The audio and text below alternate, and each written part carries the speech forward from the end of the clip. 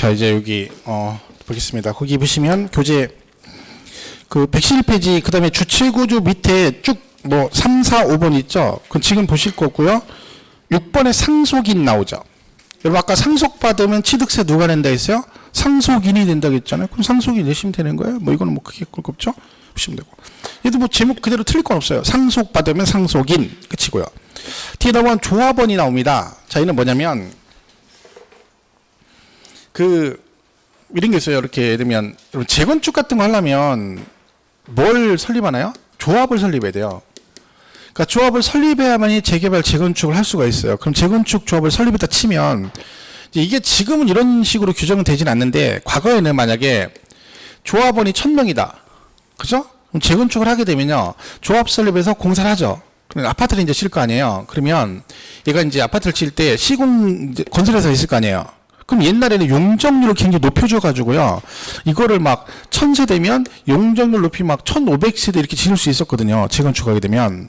그러면 얘가 1500세대 짓고 나서 이 공사 끝나면 이걸 누구한테 줍니까? 이 조합이 시행사잖아요. 이거 조합한테 이렇게 줍니다. 건설해서. 그럼 조합은 이거 무슨 취득하는 거예요? 신축했으니까 원시 취득하는 거예요. 부시고 새로 줬으니까. 그죠? 그러면 얘가 취득세를 내야 되잖아요. 원시 취득이니까. 그죠? 취득세를 냈어요.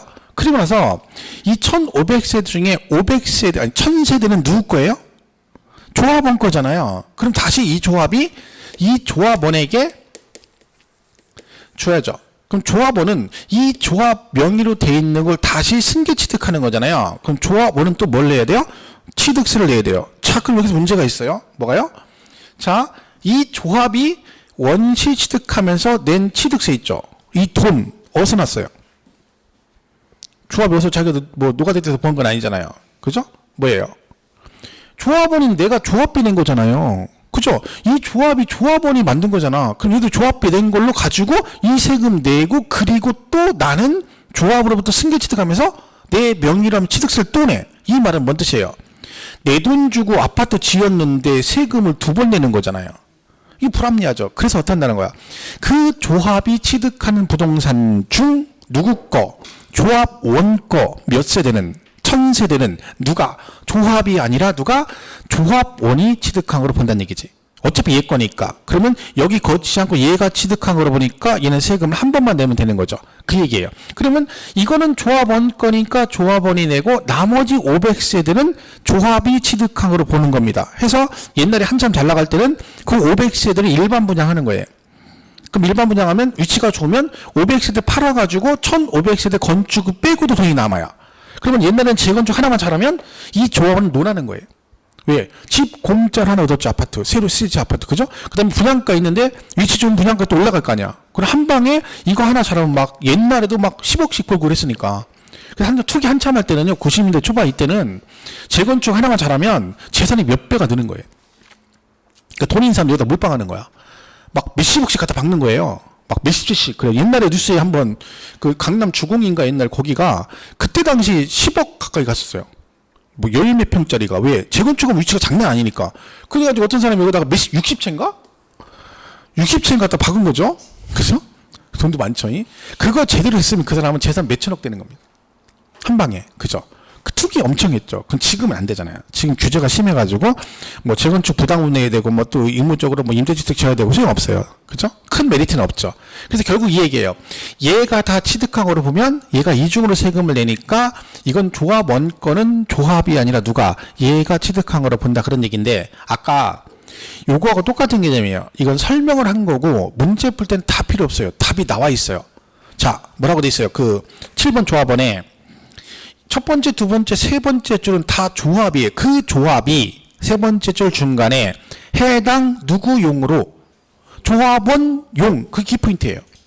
대놓고 얘기하고 있잖아. 누구 거라고요? 조합원 거래잖아요. 그럼 누가 내야 돼요? 조합원이 내야지. 이게 끝이에요. 이걸 시험 어떻게 내요? 조합원용 그랬는데 주택조합이 취득한 거로 본다? 그럼 땡 틀렸잖아요. 왜 대놓고 조합원 거라는데 그걸 조합이 된다 그러면 안 되는 거지. 그러니까 그 문제는 나오면 거기만 조심하면 돼요. 지금 제가 읽은데 세 번째 중간에 해당 조합원 용 그랬으니까 그 다음 줄에 그 조합원이 취득한 거로 본다. 거기만 딱 연결시켜서 보면 되는 거지. 그럼 이 문제는 안 틀리죠. 나머지 중간에 있는 거 필요 없는 거니까. 그죠? 근데 그것만 잘 보시면 돼요. 어차피 문제 풀 때도 계속 그렇게 나오면 그 변화되는 것만 자꾸 연습하면 돼요. 그럼 눈에 확 들어오게 돼 있어요. 그죠? 그렇게 보시면 됩니다. 그리고 그 다음에 여기서 이제 지금 이제 잘 나오는 거 중요한 거 할게요. 10번하고 11번 볼 건데, 자, 10번. 뭐라고 돼 있냐면, 배우자 직계 준비식이 나와요. 배우자 직계 존비속. 자, 이것도 헷갈리는 분이 있어요. 처음에는. 그죠? 자, 제 동생 있죠. 제 남동생이 있는데, 제 남동생은 저랑 배우자, 저랑 직계 존비속일까요? 아닐까요? 배우자는 이제 와이프니까. 그죠? 그리고, 그럼 제 남동생이나 여동생은 저하고 직계 존비속에 해당이 될까, 안 될까요? 안 돼요? 그럼 이것도 구분 못 하시, 이건 처음에는 구분 못 할 수 있어요. 헷갈리니까. 그죠? 자, 형제지간이나 이런 사람들은 직계 존비속이 아닙니다. 말 그대로 저를 중심으로 존비 직계니까 이걸 말하는 거야. 일자로. 얘 형제는 옆에 있는 거잖아요. 그죠? 얘는 직계 존비속이 아니에요. 그러니까 너를 중심으로 위로 직계는 존속이고 아래는 비속이에요. 그럼 예를 들면 제 부모님, 할아버지, 할머니, 증조할아버지, 증조할머니, 고조할아버지, 현조 이게 직계 존속이야. 비속은 제 아들, 손자, 뭐 증손자, 고손자 이렇게 되는 거죠. 그죠? 그게 이제 직계 존비속이에요. 이 사람들. 그리고 누구? 배우자. 그런 거죠. 그게 무슨 얘기예요? 자, 우리 세법은요, 만약 이게 나오잖아요? 배우자, 직계, 존비속 간의 뭔 거래 때, 그러면 얘는 무슨 얘기예요? 남편의 아파트를 와이프가 돈 주고 사갔다는 얘기잖아. 그죠? 그러면 제 와이프가 저한테 돈을 주고 사갔다 치면, 돈을 와이프가 저한테 줍니까? 줄 리가 없잖아요. 그죠? 더 달라고, 줄 리가, 그럼 제가 달라고 하면 뭐라 그래요? 알았어, 돈 줄게. 돈 줘. 그러겠죠. 그죠? 그럼 제가 3억을 주고 팔았는데 나한테 돈 달라고 줬어. 그럼 3억만 달라고 하면 다행이죠? 돈 줘. 그러니까 뭐라 그래? 4억을 달라고 하겠죠. 그래 놓고 뭐라 그래? 나한테 3억을 줍니까? 안 주지. 의미가 없는 거예요. 그죠? 이게 무슨 얘기예요? 식구끼리는 세법상 볼 때, 아니 우리 정서상으로 볼 때 부모 자식 간이나 부부지간에 거래했다는 얘기는 니네가 실제 돈을 주고 받았다 할지라도 결론은 뭐예요? 주머니 돈이 삼짓돈이다. 그 돈이 그 돈이라는 얘기잖아요. 그죠? 잘 아는 얘기죠? 주머니 돈이 삼짓돈이다. 이 해석을 잘해야 돼요. 남자들이 거기 초장에 속아가지고 비상금 다 날리는 거야. 그죠? 그게 뭐야? 네 돈 내주 구분을 같이 쓰자는 얘기잖아. 그래가지고 비상금 털어버리면 와이프는 뭐라고 얘기한 거야? 내가 언제 그랬어? 이 말에 해석하면 내 돈은 원래 내 돈이고 네 돈도 내 돈이다 이런 뜻이거든요. 그러니까 거기 속아서 비상금 털어버리면 그지 되는 거야. 그러니까 절대로 그 젊은 청년 돈 갖다 절대 와이프한테 속아가지고 훅 내놓으면 그지 되는 거예요. 절대 하면 안 돼. 하늘이 두 쪽 나도 나는 없다. 먹고 죽을라도 없다 그래야지. 아, 와이프가 좀 약간 흡수하니까 그래 그러면 이렇게 해버리면 다음부터 계속 의심해요. 없는데도 내놓으라고 그래. 골치 아파. 그러니까 처음부터 조심해야 돼요. 결론은 뭐예요? 식구끼리는 무조건 뭘로 본다? 공짜로 주고받은 걸로 봐요. 이 개념을 잘 이해하셔야 돼요. 자, 근데 보세요. 증여는 공짜잖아요. 그런데 여기에 이런 의미가 있어요. 추정. 이게 무슨 얘기예요? 증여로 보긴 하는데 무조건 증여로 보고 증여세를 부과한다는 게 아니라 증여로 보는데 부부지간이나 부모자식 간도 이 실제로 대금을 주고받은 걸 뭘 하면 입증하면 그때는 유상거래로 볼 수도 있다는 얘기죠. 정상적인 거래로. 예를 들면 남편한테 부인이 사갔는데 부인이 자기 소유의 부동산이 있어요. 그걸 처분해가지고 나한테 돈을 줬거나 그걸 담보로 돈을 빌려가지고 돈을 줬다? 입증된 거죠? 그런 경우는 인정이 된다는 얘기죠. 그러면 이렇죠? 아, 그럼 와이프 건물이 있으니까 거기다가 대출 받아가지고 돈을 받아서 저한테 줘요. 통장 입금시켜놓고 그리고 왜? 돈을 빼가요? 그럴 수 있죠. 그러면 이게 주면 끝이냐? 안 그래요. 나중에 또 문제가 될 수 있어요. 그럼 여기서 이제 돈을 줬으니까 통장으로 싸졌으니까 매매로 봐서 세금 냈겠죠. 그럼 나중에 국세청이 이렇게 나올 수 있어요. 저한테 당신 와이프한테 돈 3억 주고 팔았지? 와이프가 돈 줬네? 그 돈 어디 있어? 이렇게 물어볼 수 있어요. 그럼 제가 입증을 해야 돼요. 왜? 돈을 받았다가 식구니까 돈을 줄 수 있잖아. 형식적으로 왔다 갔다 할 수 있잖아요. 그래서 그런 걸 조심을 해야 돼요. 나중에 할 때는. 그러니까 내가 있잖아요. 엊그제 얘기했잖아요. 이번에 그 국세청에서 세무조사 85명인가 들어갔는데 엄마 찬스 쓰신 분들. 애가 어린데 막 꼬마 빌딩 사고 뭐 사고 해가 몇십억짜리 샀는데 다 부모가 해준 거예요. 근데 조사에서 걸렸어요. 이번에. 그래서 걔들 다 세무조사 들어가요. 85명인가 국세청에서. 죽는 거예요. 그럼 그 사람들은. 그 세무조사 들어가면 그것만 걸리는 게 아니죠. 다 쓰시겠지. 그럼 다른 거 세금 체납한 거 싹 걸리면 이제 장난 아닌 거죠. 근데 뭐 그 사람들이 뭐 있는 사람들이니까 뭐 걸려도 뭐 또 내문되는 거니까 그죠? 뭐 걱정 있겠어요. 오히려 서로 막 몇백억씩 체감 체납은 안 내잖아. 지금도 140몇 억? 우리나라 최고 많이 뭐 한 사람이 지방세 체납한 사람이 140몇 억이라잖아. 안 내고 버티는 거야. 전두환 씨도 뭐 90몇 억인가 뭐. 근데 그분은 뭐 돈이 18만 원밖에 없던 사람이니까 뭐 할 수 없는 거고, 그죠? 그렇게 되는 거죠. 그치? 그래서 이걸 잘 보세요. 추정이니까 이런 거다. 입증하면 유상으로 볼 수도 있다. 항상 이걸 기억하셔야 돼요. 그러니까 이가 여기만 나오는 게 아니라 양도세가 나도 어디든 마찬가지예요. 얘네 나오면 증여, 근데 추정, 입증하면 유상. 자, 그래서 10번 보세요. 112피 10번. 배우자 또는 직계 존비 속의 부동산 등을 취득하는 경우는 뭘로 본다고요? 증여로 취득한 거로 본다. 여기서 끝이 아니죠. 뒤에 또 뭐 있잖아요. 왜? 추정이니까 다만 다음의 어느 하나에 해당하는 경우는 뭘로 본다? 유상으로 취득한 거로 본다. 증여는 무상이잖아요. 근데 입증하면 뭘로 보겠다는 거야? 유상으로 봐주겠다는 얘기죠. 그래서 박스에 그런 식으로 입증하면 해주겠다는 얘기예요. 근데 여러분 지금 그걸 외울 필요는 없겠죠? 일단은 요 개념이 중요해요. 증여로 보는데 무상으로 보는데 추정의 뜻이니까 입증하면 유상으로 볼 수도 있다. 요 개념이 되게 중요한 개념이에요. 자, 그리고 우리 11번에 부담부 증여가 나옵니다. 자, 그럼 얘를 보겠습니다. 자, 이것도 굉장히 중요합니다. 왜냐면 얘가 양도세도 그렇고 취득세도 연관돼서 시험에 굉장히 잘 나오고요. 부담부 증여 같은 경우는 작년에 단독으로 문제가 나왔었죠. 양도세 파트에서. 근데 얘가 취득세도 연관돼 가지고 얘 있죠. 얘하고 묶어서 제가 잘 나와요. 부담부 증여. 자, 얘는 볼게요. 저걸 그대로 해석해 보세요. 부담부 증여죠. 그럼 얘는 지금 글자만 놓고 보면 증여했다는 거에 매매를 했다는 얘기예요. 증여했다는 얘기 대놓고 증여를 줘. 증여는 공짜로 준 거죠. 근데 가운데에 뭐 있어? 이게 뭐야? 증여를 하는데 야, 내가 이 건물 너한테 줄게. 근데 그냥 안 주고 껄쩍지근하게 대신 조건이 있어. 그런 얘기죠. 그 조건이 뭐니? 네가 내 대신 이거를 부담해. 이걸 떠안는 조건부로 너한테 내가 이거를 그냥 줄게. 이걸 말 그대로 뭐라고요? 부담부 증여라요. 자, 그럼 보세요. 여기서 이렇게 되는 거죠. 갑이 토지 5억짜리를 가지고 있어요. 근데 얘가 을한테 뭐 해준 거? 그냥 주겠대. 5억짜리를. 땡큐죠. 그죠? 그랬더니 뭐래요? 그냥 증여해라 뭐래요? 부담부 증여를 한 거죠. 부담부 증여. 그죠? 그게 뭐야? 은행에서 얘가 이걸 살 때 은행 대출 받은 게 있는 거야. 그죠? 얼마? 2억 원을 대출 받았어요.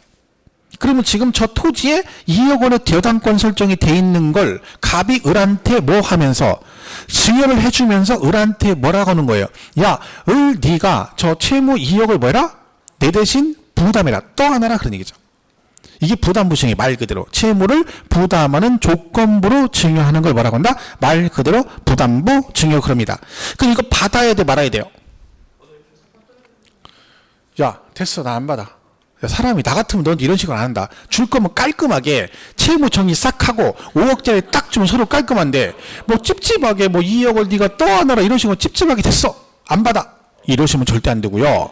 순도 안 쉬고 받아야 됩니다. 왜? 남는 게 3억이잖아요. 자, 그럼 잘 보세요. 여기서 중요한 게 뭐냐면 그러면 지금 부담부 증여를 했단 말이죠. 그럼 양도세에서 문제가 뭐냐면 이렇게 되는 거예요. 여기다 그러면 이렇게 해서 지금 얘가 5억짜리인데 여기에 저당권 3억이 설정되어 있는 거죠. 근데 갑이 지금 을한테 부담부 증여를 한 거잖아요. 이렇게 그죠? 이렇게 된 건데 그러면요. 얘가 이제 양도세는 어떻게 보냐면 이거를 자, 이 5억을 지금 얘한테 증여를 준 거죠. 겉으로는 갑이 을한테 돈 받은 게 없죠. 왜? 그냥 다 준 거니까. 근데 내막은 요 채무 3억, 2억이죠? 요 채무 2억 원은 원래 누구의 채무예요? 갑의 채무예요. 그죠? 근데 갑이 얘한테 뭐라는 겨? 이 2억 원을 네가 내 대신 부담하라는 얘기지. 그러면 이걸 부담부정을 해버리면 이 채무가 을한테 넘어가 버리죠. 그러면 갑 입장에서는 뭐 어떤 뜻이 되는 거야? 얘한테 2억 원을 받아가지고 은행 빚을 갚은 거하고 똑같은 게 되는 거지. 그죠? 그래서 우리 세법에서는 요 채무부담분 2억 원은 네가 쟤한테 떠넘겼으니까 결론적으로 돈 받고 파는 걸로 보겠다는 거예요. 그래서 증여가 아니라 뭐 한 걸로 봐? 돈 받고 파는 걸로 봐서 양도한 걸로 보겠다는 거야. 이만큼은. 왜 그런지 이해 가시죠? 왜? 이 채무가 변제됐으니 갑 입장에서는 그러면 을한테 2억 받아서 갚은 거랑 똑같은 거잖아요. 그러니까 결론은 네가 쟤한테 떠넘겼다는 얘기는 결국 뭐야? 쟤한테 돈 받고 파는 걸로 보겠다는 거예요. 그래서 증여가 아니라 양도로 보고 나머지 3억만 뭘로 보겠다는 거예요? 증여한 걸로 보겠다는 얘기입니다. 여기 이제 부담부 증여 뜻이에요. 그러니까 양도세 되게 많이 나오죠. 부담부 증여 시 채무액에 해당하는 부분은 뭘로 본다? 양도한 걸로 보고 그걸 제외한 나머지 부분은 뭘로 본다? 증여한 걸로 본다. 이렇게 보는 거죠. 자, 그럼 이게 양도세 얘기예요. 자, 그러면 얘 있죠. 얘는 뭘 내야 돼요? 취득세를 내야 되잖아요. 자, 그럼 이때 취득세를 어떻게 내냐 그 얘기죠. 지금 주는 애가 깔끔하게 5억을 증여했다 그러면 받는 애는 5억을 증여로 취득한 거고 양도했으면 5억을 양도로 해서 매매로 보면 되는데 얘는 여기는 양도로 보고 여기는 증여로 본대요. 그럼 얘는 취득세를 어떻게 하느냐? 간단해요. 똑같이 가면 돼. 아까 제가 말했잖아요. 주는 사람이 돈 받고 팔았으면 나는 돈 주고 산 거고 주는 애가 공짜로 줬으면 나는 공짜로 취득한 거잖아요. 줄긋기 하면 돼요. 초딩처럼 줄긋기 하면 돼요. 이렇게 줄긋기. 그죠? 자, 그러면 얘는 부담부 증여 시 채무액에 해당하는 부분은 주는 애가 뭐라고요? 양도. 양도가 뭐야? 유상 이전이에요. 뭔가를 받고 주는 애가 돈 받고 팔았대. 취득한 애는 돈 주고 산 거죠. 그럼 뭘로 봐요? 유상승계 취득으로 받겠죠. 나머지 부분은 주는 애가 뭐예요? 공짜로 줬다잖아. 그럼 받는 애도 공짜로 취득한 거죠. 그럼 얘는 뭘로 봐요? 무상승계 취득으로 본다. 이렇게 되는 거예요. 이게 끝이에요. 자, 시험에 취득세에서 뭐라고 났냐면 다음 중 유상승계 취득이 아닌 걸 고르시오 그랬어요. 그래서 5번에 부담부 증여 시 채무액을 제외한 나머지 부분 이렇게 나왔어요. 그러면 채무액을 제외한 나머지 부분은 뭘로 봐요? 무상승계잖아요. 그러니까 유상승계 취득이 아닌 걸 고르시오. 얘가 정답이었죠. 그런데 이게 되게 많이 틀린 이유가 뭐냐면 여러분 여기 있죠. 이거는 양도세에서 엄청 많이 해요. 문제도 굉장히 많이 나오고. 그러니까 대한민국의 세법 공부 이거 모르고 가진 않거든요. 그런데 저거를 빠삭하게 알고 있는 사람들이 얘를 못 맞춰요. 왜 그럴까요? 이걸 따로따로 해요. 얘는 양도세고 얘는 취득세잖아요. 그죠? 그러니까 이걸 연관을 못 시키는 거야. 그러니까 취득세 연락이 공부하고 양도세 열심히 공부했는데 나중에 취득세에서 이걸 물어봤더니 이걸 그렇게 잘 아는 분이 이걸 못 맞추는 거예요. 그래서 그런 거야. 근데 이걸 지금 보시면 이걸 틀릴 이유가 없잖아요. 왜? 줄긋기만 하면 되는 줄긋기. 그래서 채무액을 제외한 부분은 증여니까 여기는 무상이잖아. 그럼 유상승계 취득이 아닌 걸 고르시고 얘가 정답이잖아요. 그래서 항상 얘네들은 공부할 때 이렇게 묶어서 같이 기억을 하시는 거야. 묶어서. 근데 이제 지금 하긴 하는데 처음에는 이제 개별적인 내용을 이해를 해야 되겠죠. 그럼 뒤에 가면 이제 연관성에는 같이 묶어서 가야 문제도 쉬워지고 덜 헷갈리는 거예요. 그죠? 그러니까 이거는 항상 같이 간다 보시면 돼요. 자, 그러면 여기서 볼게요. 갑과 을이 부담부 증여를 했어요. 그죠? 그러면 근데 얘가 둘이 배우자 직계준비속이에요. 자, 무슨 얘기예요? 아버지가 아들한테 5억짜리를 증여해주면서 아들한테 아들아 내가 이걸 너한테 줄 테니까 대신 네가 이 2억 원은 네가 갚아야 된다. 그럼 아들이 뭐라 그럴까요? 노래하죠. 아버지 걱정을 하지 마세요. 그죠? 좋죠. 지금 준다 그러니까 그러니까 뭐 빨리 달라 이거지. 그 줬어. 아들이 이거 갚아? 더 달라고 안 하면 다행이야. 더 달라고 안 하면. 그죠? 그래서 결국은 뭐야? 똑같은 거죠. 무조건 뭐가 나오면 배우자 직계존비속. 그럼 뭐야? 부담부증을 하더라도 뭘로 봐? 전체 5억을 뭐 한 걸로 봐? 증여한 걸로 봅니다. 이게 그죠? 근데 추정이죠? 추정. 그러니까 뭐요? 또 아들이 이 채무를 본인이 갚는 걸 뭘 하면? 입증하면. 그때는 뭘로 봐? 얘는 유상으로 보고 얘는 무상으로 보겠죠. 근데 그렇지 않은 한은 그런 말이 없으면 얘는 배우자 직계존비속 간의 부담부 증여. 그럼 뭐라고요? 전체 5억을 증여로 취득한 걸 본다. 그래야 맞는 거지. 그죠? 근데 입증하면 유상으로 볼 수도 있다. 이렇게 가는 겁니다. 항상 그렇게 가는 거죠. 정리를 하시면 돼요. 그래서 이 개념이 되게 중요한 개념이에요. 부담부 증여가 양쪽에 많이 나오는 얘기입니다. 그래서 거기 113페이지 11번에 보시면 증여자의 채무를 인수하는 부담부 증여의 경우는 그 채무액 상당하는 부분은 채무액은 뭘로 본다? 부동산 등을 유상으로 취득한 걸로 본다. 그럼 결론적으로 채무액을 유상으로 보니까 그걸 제외한 나머지는 뭐 한 걸로 본다는 거예요? 무상으로 보겠다는 얘기죠. 다만 배우자 또는 직계존비속으로부터 부동산 등의 부담부 증여는 10을 적용한다는 얘기는 뭘로 본다는 거예요? 증여. 배우자는. 그죠? 그 얘기입니다. 이렇게 정리를 하시면 되겠습니다. 그래서 지금 말씀드린 일반 사실 실질적 취득자, 그 다음에 뭐 아까 말씀드린 뭐 상속, 그 다음에 주택구주부, 그 다음에 조합원용 이거 하고 부담보증여 이런 부분이 납세 의무자일 때 굉장히 많이 나온 질문 중에 하나입니다. 그래서 그거 일조를 일단 정리를 하시면 되고 나머지 부분은 나중에 또 정리를 해드리겠습니다. 그래서 그렇게 보시면 되겠고요. 자, 그래서 거기 보시면 되고 넘어가면 이제 115페이지 뭐 있어요? 그 취득 시기란 게 나옵니다. 취득 시기, 그죠? 한번 볼게요. 그거를 여기 앞에 조금만 볼게요. 이렇게. 그러면 여기서 이제 보시면 이렇게 됐으니까 보세요. 아이고.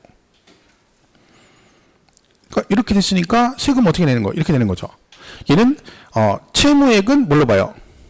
채무액인 뭘로 봐? 여기 안 보여. 유상으로 보고 저기 증여로 보니까 여기도 똑같이 가는 거죠. 그대로 줄긋기 하면 되죠. 지금 말씀드린 거죠. 이렇게 줄긋기.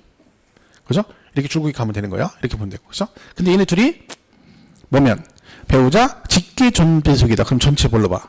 증여. 똑같은 거예요. 그렇죠? 이렇게 정리하시면 됩니다. 자, 그 다음에 여기서 이제 배우자 직계 존속하게 되면 이렇게 되는 거죠. 원칙은 증여인데 예적으로 이렇게 본다. 그리고 PPT 하다 보니까 이상하게 됐네요. 이런 거예요. 지금 아까 박스에 있는 거. 이런 식으로 입증하면 뭘로 본다? 유상으로 보겠다. 배우자 간에도. 이건 지금 외울 건 아니고요. 그래서 보시면 되고. 자, 취득 시기 조금 하겠습니다. 얘는 뭐냐면 여러분이 이제 부동산을 취득하잖아요. 그럼 얘는 취득 시기라는 뜻을 해석하면 뭐예요? 언제 샀니? 그 얘기예요. 언제 샀니? 그러니까 너 매매로 하면 언제 산 걸로 보고 얘는 언제 산 걸로 보느냐 그 얘기죠. 아니 지네가 뭐 도와준 것도 없고 내가 뼈빠지게 돈 벌어서 집을 샀는데 자기는 도와준 거 세금만 떼가면서 너 이거 언제 샀니? 그걸 왜 따지냐는 거야. 그죠? 짜증나게. 그죠? 다 이유가 있겠죠. 자, 취득세 납부 방법이 뭐예요? 신고 납부예요. 그러면 여러분이 샀으니까 여러분들은 알아서 신고하라는 얘기죠. 근데 언제까지 신고하냐 기간을 정해줘야 되잖아요. 그게 뭐라고 됐냐면 이렇게 돼 있어요. 취득일로부터 60일 안에 신고 납부해야 돼. 취득일로부터 며칠? 60일 안에 신고 납부하셔야 돼요. 이게 법 규정이에요. 자, 그런데 만약에 60일 안에 얘가 신고를 안 하면 무엇이 부과되나요? 신고 납부 안 하면 뭐 나온다 했죠? 그쵸. 가산세가 부과됩니다. 그러면 얘가 자, 이 60일 하루만 지나면 가산세가 부과된단 말이에요. 그러면 이 날짜 60일을 따져야 되잖아요. 근데 문제는요. 이 60일은 날짜가 법으로 정해져 있잖아요. 그러면 이 신고납부 기한이 이날이냐는 뭐에 따라 달라져요? 취득일을 언제로 보느냐에 따라서 납부 기한이 달라지잖아요. 그죠? 그러면 이 취득일이 법적으로 명확하지가 않으면 여기서 문제가 생기는 거야. 그죠? 그러면 뭐예요? 과세권자는 야, 너 이날이 취득이니까 이날까지 세금을 내. 근데 우리는 또 우기죠. 야, 그런 근거가 어디 있어? 난 이날 안 했어. 이렇게 서로 우길 수 있잖아요. 그러니까 법적으로 아예 너 매매로 취득하고 개인 간 거래하면 이날을 취득한 걸로 볼 거야. 해놓고 법적으로 그날 딱 정해지면 무조건 그날부터 60일 따져서 날짜 지나면 가산세 부과하겠다 그런 뜻입니다. 그래서 얘는 뭐가 중요해요? 아까 우리 취득의 형태 배웠잖아요. 매매, 교환 이런 거 있죠. 그 각각에 대해서 언제를 취득한 걸로 보느냐를 법으로 정해주는 거예요. 그걸 우리가 뭐라 그래요? 취득 시기 그래요. 그래서 제일 기본이 매매잖아요. 그래서 여러분이 만약에 매매 유상승계 취득을 했다. 아까 매매 같은 거, 그죠? 그럼 얘는 언제를 취득한 걸로 보느냐, 그 얘기죠. 그래서 얘는, 왜 이렇게 났지? 그죠? 두 가지가 있습니다. 실제 잔금 지급일로 가는 경우가 있고, 계약성 잔금 지급일로 가는 경우가 있어요. 그러니까 여러분이 만약에 아파트를 매매로 취득했어요. 그럼 취득 시기가 언제라고요? 실제 돈 준 날을 취득일로 가는 게 있고, 뭐가 있다? 계약서의 잔금 날짜를 취득일로 가는 게 있는데, 자, 이게 뭔 뜻이에요? 내가 실제 돈 준 날, 말 그대로고 계약서는요. 매매 계약서 쓰잖아요. 그럼 계약서상의 잔금 날짜 그 두 개를 나눠서 이걸로 가는 경우도 있고 실제 돈 준 날. 이게 왜 PPT 그렇게 때문에요? 이게 실제 잔금 지급일 그래요. 이 두 개로 나눠지는 거죠. 그래서 그러면 언제는 실제 돈 준 날을 취득일로 보고 언제는 계약서의 잔금 날짜를 취득일로 보느냐 이런 거죠. 자, 여기 보시면 얘는 실제 돈 준 날이라는 이런 거죠. 우리가 보통 이렇게 매매를 하잖아요. 이렇게 둘이 매매를 하면 계약서를 쓰잖아요. 다. 그죠? 그럼 계약서의 잔금 날짜가 만약에 이날이에요. 그럼 보통 실무에서 보면 5월 25일 날 잔금 주기로 계약서를 쓰게 되면 이날 매도 매수가 만나가지고 어떻게 해요? 매도는 매수한테 돈을 받고, 그죠? 그리고 매도는 뭘 줘? 등기 서류를 주는 거예요. 그죠? 만나가지고 잔금 치고 서류 넘겨먹고 동시행을 하거든요. 그런데 이게 보세요. 이날인데 문제는 이런 거예요. 이날인데 이게 계약상 잔금날 때는 만약 이럴 수 있죠. 이날 이렇게 할 수 있죠. 돈을 23일에 줬어. 실제는 잔금 날짜는 언제인데 계약서는 25일인데 실제 돈을 23일 땡겨줬어요. 개인 간에 거래했을 때. 그럼 얘는 언제를 취득한 걸로 보느냐? 개인 간 거래는 무조건 이걸로 가요. 이걸로. 왜냐면 실제 잔금 지급으로 가면 어떤 문제가 발생할까요? 계약서에 관계없이 매매 당사자가 실제 돈을 주고받은 날이라는 뜻이잖아요. 그럼 이럴 수 있잖아요. 예를 들면 자, 원래는 이날이 실제 돈 준 날이에요. 그럼 이날부터 60일 따져서 지나면 가산세 나오죠. 그런데 얘가 이날 돈 준 걸로 따졌더니 날짜가 하루 지난 거야. 잘못 계산해가지고. 그럼 가산세를 내야 되잖아요. 그럼 어떻게 하면 돼요? 개인 간 거래할 때는 둘이 협의만 하면 되잖아. 야, 우리 이날 돈 줬다 하지 말고 이날 줬다 하자. 그럼 이날이 취득이 되잖아. 그죠? 그럼 이날부터 따지면 어떻게 돼요? 날짜가 안 지났잖아. 그럼 가산세를 안 내겠지. 둘이 짜고 칠 수 있잖아요. 그럼 가가지고 공무원하고 맨날 싸우겠죠. 뭐라 그래요? 공무원이 이날 취득하셨으니까 날짜 하나 지냈네. 그럼 이 사람이 뭐라 그래요? 가보고 둘이 가서 내가 돈을 어제 줬슈 오늘 줬슈 그러는 거야. 그래 뭐라 그래? 나 오늘 받았슈 오늘 줬슈 우리 둘이. 그럼 둘이 우기는 거야. 둘이 와서 이날 줬다는겨? 공무원은 이날 줬대. 그럼 이 사람이 우겨? 둘이 야 네가 무슨 근거로 해? 우리 둘이 이날 돈 줬다는데 이럴 수 있잖아요. 그럼 여기서 문제가 생기지. 그래서 이렇게 짜고 칠 수 있는 여지가 있는 건 무조건 서류상으로 가요. 계약서로. 그러면 여기서 실제 잔금 지급일로 간다는 얘기는 무슨 뜻이에요? 저건 누가 봐도 이날 실제 돈 준 게 객관적으로 입증이 되었을 때만 실제 잔금 지급일을 취득일로 보겠다는 얘기죠. 그래서 거기 나오는 게 뭐냐면 첫 번째가 이거예요. 어디로부터 취득해서? 국가 등으로부터 취득한 거죠. 그러니까 국가나 지방자치단체, 지자체 조합으로부터 취득. 자, 무슨 얘기예요? 여러분이 국유지를 산 거예요. 국유지를. 아니면 은평구에 있는 은평구 구청에 소유하는 건물이 토지가 있는데 그걸 여러분이 취득한 거야. 그러면 여러분이 취득의 돈을 주겠죠. 은평구에다가. 그럼 잔금을 오늘 줬어. 실제 돈을. 그러면 내가 오늘 실제 돈 준 건 객관적으로 입증이 되나요? 안 되나요? 되죠. 왜? 내 거래 상대방이 누구예요? 은평 국가지방자치단체잖아. 그러니까 내가 국가지자체한테 가서 그래요? 은평구한테 가가지고 취득세 낼 때 은평구청 가서 그래요? 내가 이번에 산 거 있잖아. 그거 이날 주니까 나 날짜 지나서 가산세 내니까 그냥 이날 준 걸 하면 안 될까? 이래요? 말이 안 되는 거지. 은평구 걸 사가지고 은평구에 가서 취득세 신고하면서 걔네한테 짜고 치고 해달라고 그래요? 말이 안 되는 거잖아. 그러니까 국가지자체 조합은 거래 상대방이 국가 등이니까 걔네들한테 돈을 주고받은 건 누가 봐도 입증이 되는 거죠. 그런 경우는 뭘로 간다? 계약서가 아니라 실제 잔금 지급일을 취득한 걸로 본다는 뜻입니다. 그죠? 입증되는 거죠. 두 번째는 외국으로부터 수입에 의한 취득이라는 거죠. 이런 외국으로부터 수입을 하게 되면 통관하잖아요. 국가 간에 거래를 한 거죠. 그럼 통관할 때 관세 같은 거 부과하잖아요. 그러면 걔네들이 수입 면장에 의해서 거래 내용이 다 기록이 되어 있습니다. 그걸 근거로 국가 간에 관세를 부과하는 거니까 당연히 그 수입 면장에 입증된 금액을 인정을 해주겠다는 거지. 그죠? 그럼 걔는 뭐야? 실제 돈 준 날 이런 얘기고요. 그 다음에 세 번째 뭐 있어요? 공매. 이런 공매가 뭐예요? 자산관리공사 같은 데 공매를 받는 거죠. 그리고 나서 걔네들이 그 주체가 누구예요? 자산관리공사 같은 데나 아니면 법원 같은 경매 같은 걔네가 주관하잖아요. 그리고 돈을 걔네가 지정한 은행에다 내잖아요. 그럼 얘도 개인 간 거래가 아니니까 얘도 뭘로 본다? 실제 돈 준 날을 취득으로 본다. 그 다음에 판결문으로 증명되는 취득을 했어요. 재판이 걸린 거야. 그죠? 둘이 매매해서. 근데 판사가 판결을 했어요. 뭐라고? 갑은 을에게 얼마를 언제까지 지급해라. 그런 거죠. 그럼 그 판결문상에 날짜 나온 날 있죠. 그날 무조건 실제 돈 준 걸로 봐서 그날을 취득일로 보겠다. 그런 얘기고, 마지막 하나가 법인 장부로 증명된대요. 자, 여러분이 법인으로부터 취득하잖아요. 그러면 잔금을 주면 예를 들면 이런 거죠. 여러분 아파트를 취득했어요. 여러분이 분양을 받았어요. 그 돈 주죠. 그럼 그 건설회사는 저한테 돈을 받으면 뭐를 합니까? 그 법인 장부에다가 갑은 몇 월 며칠에 잔금 받았다고 기록을 하잖아요. 그죠? 그럼 법인으로부터 취득을 하게 되면 그 법인 장부상으로 날짜, 돈 준 날이 입증이 되기 때문에 걔는 뭘로 본다? 실제 잔금 지급일을 취득일로 보겠다 이런 얘기죠. 그래서 이 5개 해당이 되면 뭘로 가요? 실제 잔금 지급일로 가고 나머지 저기 해당이 안 되는 유상승계 취득은 뭘로 간다? 계약상 잔금 지급일로 간다. 그래서 개인 간 거래는 뭘로 가는 거예요?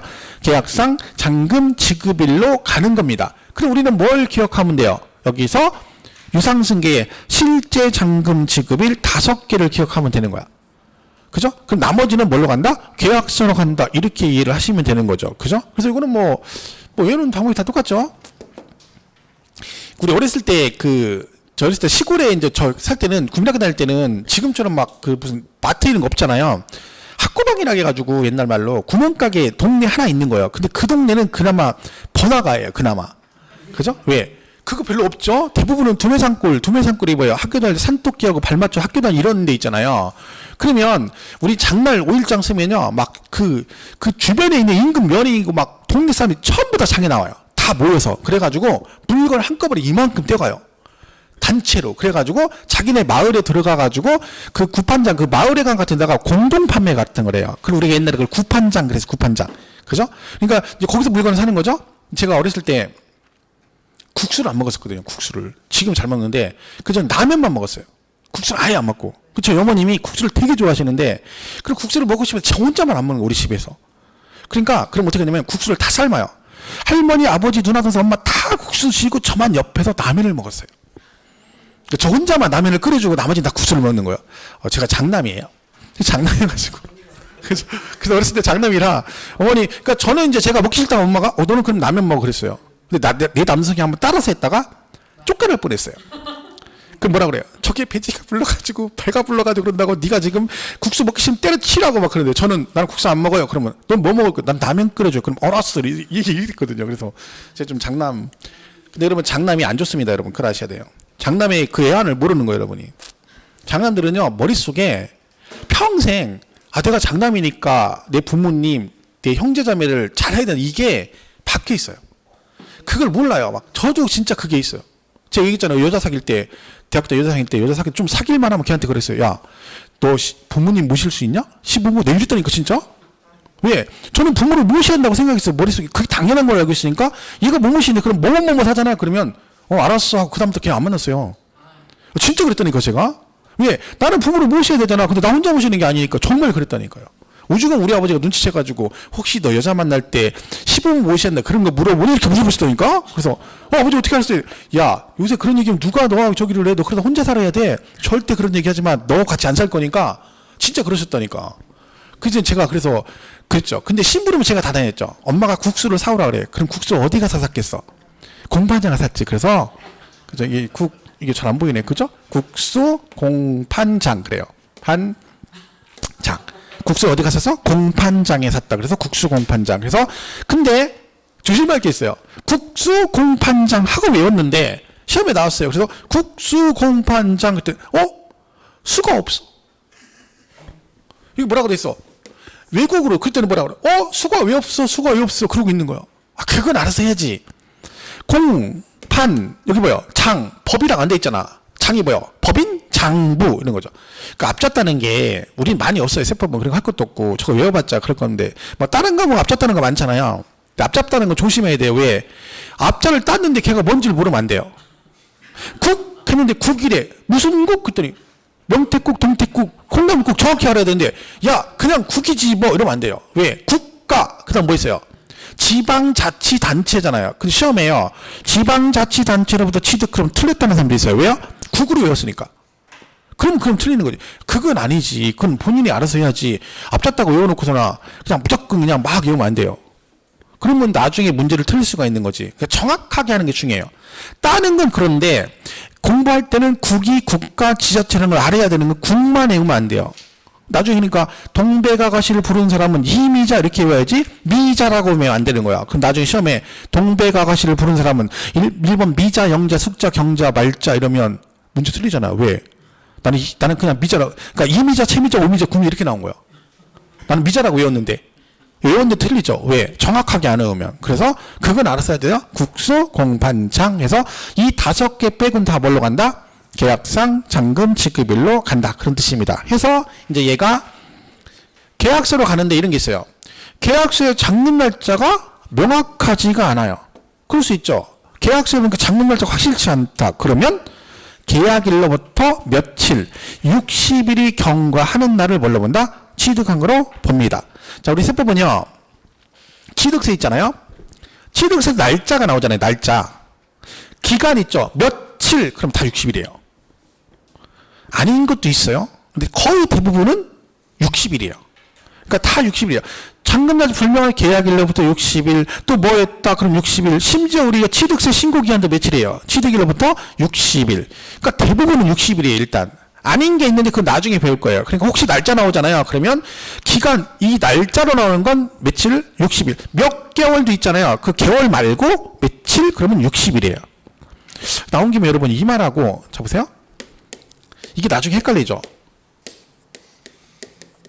어떤 거는 몇 개월 이렇게 나오는 것도 있고요. 어떤 거는 며칠 이렇게 나오는 게 있어요. 그럼 1개월하고 30일하고요. 30일이라고 쳐봐요.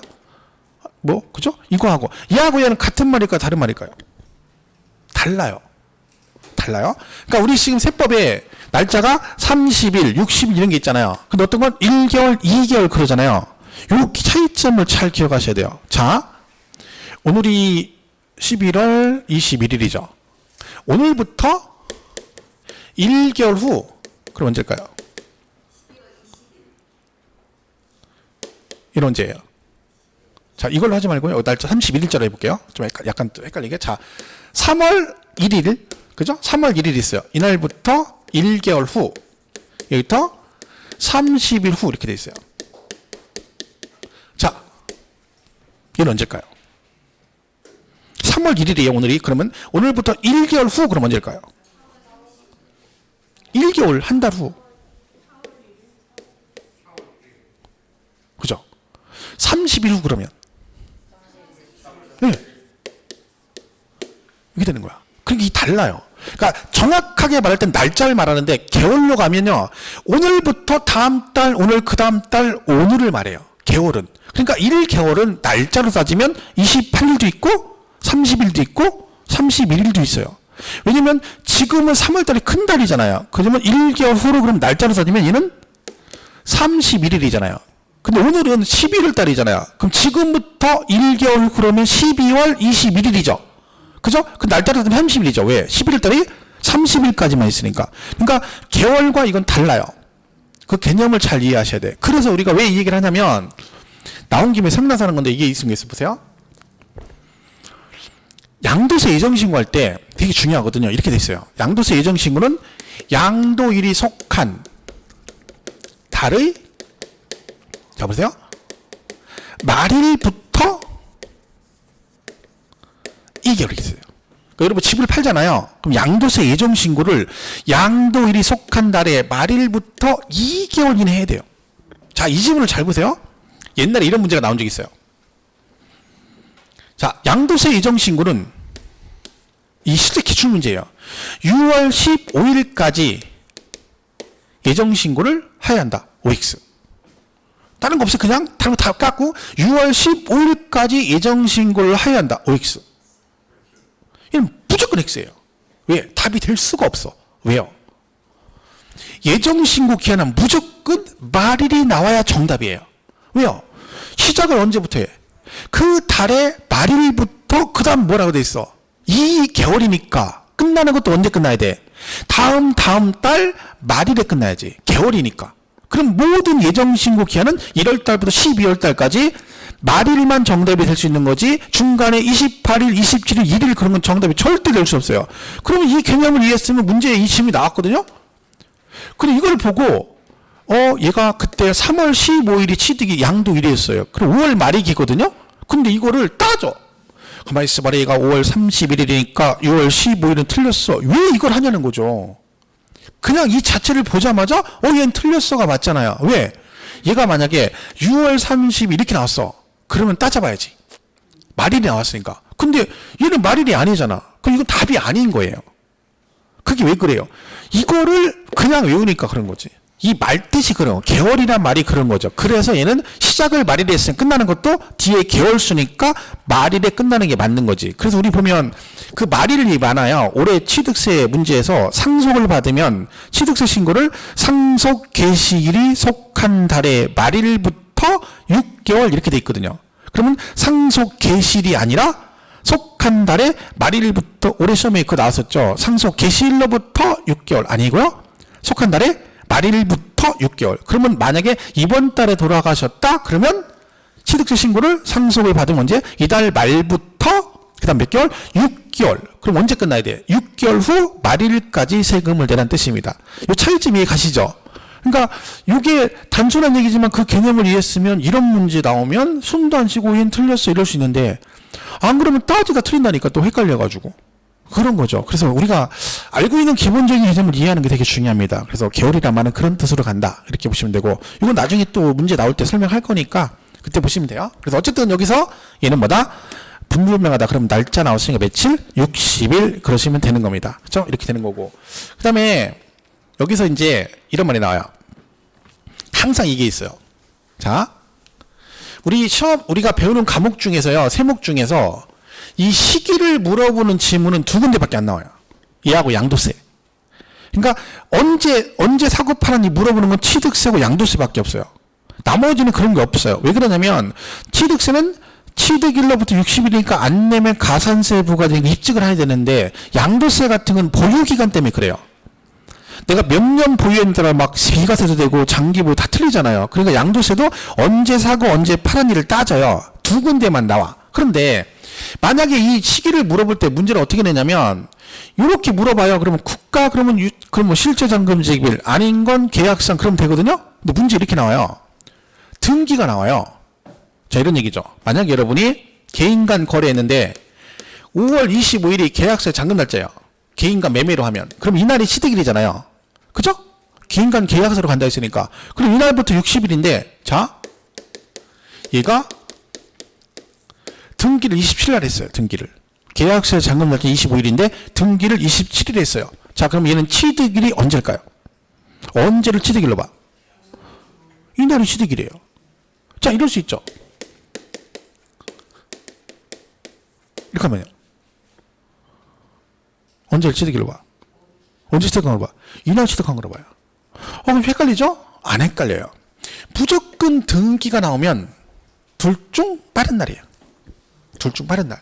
그러니까 등기가 안 나오면 원래대로 문제를 풀면 돼요. 근데 그 지문에 이가 됐든 얘가 됐든 양도세가 됐든 뭔가 시기가 나왔는데 그 지문상에 등기 날짜가 같이 나오면 무조건 뭘 해야 된다? 둘 중에 빠른 날로 간다라고 풀면 돼요. 무조건. 그러니까 이렇게 되면 얘가 빠르잖아요. 그럼 이날이고 여기는요. 얘가 빠르니까 이날 이렇게 풀면 돼요. 등기를 항상 그렇게 정리를 하시면 돼요. 그래서 등기 나오면 항상 그러니까 이전에 등기했다는 얘기는 뭐야? 이거 전에 등기를 했다는 거 등기가 더 빠르다는 얘기잖아. 그러니까 빠르니까 언제야? 등기 진날로 가는 거죠. 그래서 등기를 항상 둘 중 빠른 날로 정리하시면 된다. 그죠? 자, 그래서 거기 115페이지 그 취득의 시기라고 돼 있죠. 되게 잘 나오죠, 문제. 그죠? 그래서 보시면 뭐 거기 있죠. 취득세는 과세 물건을 취득하는 때 115페이지. 그죠?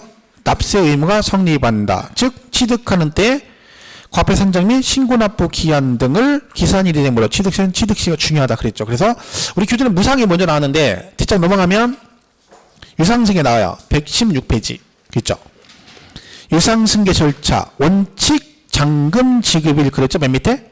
그죠? 그래서 뭐라고 돼 있어요? 실제 잔금 지급일. 그래서 객관적 취득 그래요. 그러니까 다음 중 어느 하나에 해당하는 유상승계는 객관적으로 입증된 취득으로 봐.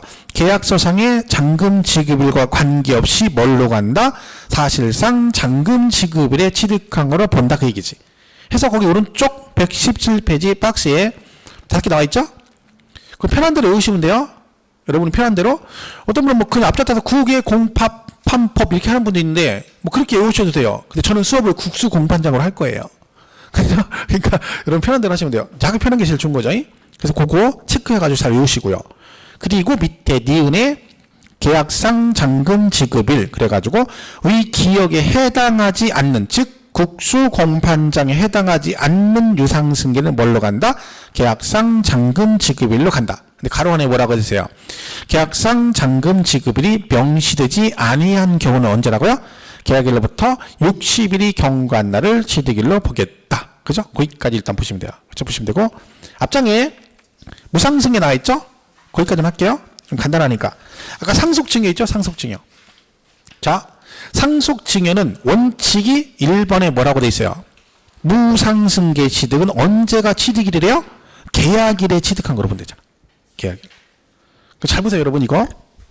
자, 무상승계는 원칙이 언제래요? 계약일이래요. 그죠? 근데 누군 예외냐면 상속은 항상 언제냐면 돌아가신 날이에요. 상속은 계약할 수 없죠. 상속 개시일 돌아가신 날. 무조건 상속은 돌아가신 날이에요. 자, 여기 잘 보세요. 무상은 원칙이 계약일인데 상속은 돌아가신 날이래요. 증여로 취득하면 취득일이 언제일까요? 그렇죠? 계약일이죠, 계약일. 왜? 우리 무상승계 딸랑 2개 배워요. 상속하고 딸랑 2개 배우는데 원칙은 계약일인데 그 중에 상속은 예외로 돌아가신 날이래요. 그럼 증여는 언제예요? 계약일이지, 계약일. 그죠? 증여는 계약일이에요. 그래서 증여는 계약일을 취득일로 보고 누구는 상속은 항상 언제 돌아가셔야 상속이 되니까 돌아가신 날을 상속일로 취득일로 보겠다. 그래서 거기 원칙 무상승계 해가지고 그죠? 계약일이 원칙이다. 근데 밑에 예외 나오잖아요. 그죠? 그 구에 이제 무상승계 계약일로 가로 안에 상속 또는 유증으로 인한 취득의 경우는 상속 또는 유증 개시일 그랬잖아요. 그게 예외라는 거지. 그러니까 결론은 증여는 언제로 간다는 거예요? 계약일을 취득일로 보겠다. 이렇게 보시면 돼요. 오른쪽 115페이지 오른쪽 참고에 정의되어 있네요.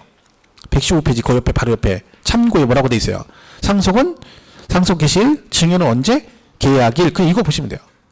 그죠? 이렇게 보시면 되죠. 그래서 뭐 간단하게 보시면 돼요. 이렇게 특별히 어려운 거 없어요. 자, 이렇게 보시고 일단 여기까지 정리하겠습니다. 그리고 뒷장 하나만 더 볼게요. 아까 한 거 118페이지 맨 위에 예외 나오죠. 118페이지 그 뭐라고 되어 있어요? 계약상 잔금 지급일 계약일로부터 60일 경과한 날 또는 실제 잔금 지급일 전에 뭘 하면 등기라면 무조건 뭐다? 등기가 빠르니까 그때는 언제로 간다? 등기 친날에 취득한 거로 본다. 결론은 무슨 얘기예요? 등기가 같이 나오면 어떻게 해라? 무조건 둘 중 비교해서 어떤 날? 빠른 날로 가시면 된다. 이렇게 정리하시면 되겠습니다. 됐죠? 자, 여기까지 하겠습니다. 보시고. 자, 고생 많으셨고요. 또 일주일 동안 잘 지내시고 다음 주에 뵙겠습니다. 고맙습니다.